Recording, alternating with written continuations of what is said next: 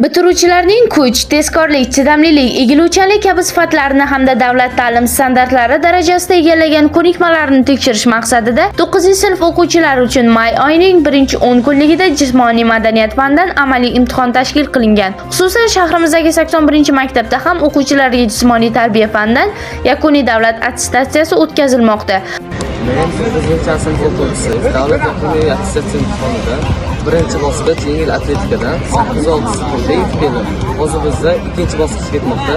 Tengdoshlarimga omad tilab qolaman. Maktabgacha va Maktab ta'limi vazirligi tomonidan tasodifiy tanlash tizimida tasdiqlangan biletlar natijasiga ko'ra, o'g'il bolalar birinchi bilet amaliy topshiriqlarda yengil atletikadan 9, 10 soniya ichida pastki startdan 60 metr masofaga yugurish, gimnastikadan baland turnikda 9-6 marotaba tortilish, sport o'yinlaridan esa 30 metr masofaga 608 soniya ichida gandbol to'pini olib yugurish topshiriqlarini bajargan bo'lsa, qiz bolalar yengil atletikadan 10 metr masofaga 4 bora 10-11 soniya ichida maksimum yugurish, gimnastika mashqlaridan arg'amchida 1 daqiqa davomida 180 marta sakrash sinovi o'tkazildi.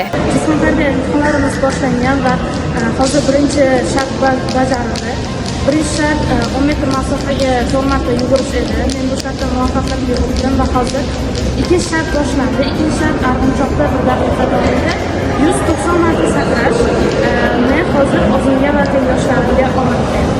Sport o'yinlaridan esa voleybol to'pini ikki qo'lda bosh ustida o'z-o'ziga 20-15 marotaba oshirish topshiriqlarini bajarishdi. Amaliy sinovlarda imtihon topshiruvchilarning jismoniy faolligi, harakat texnikasi va sport madaniyati tekshirildi.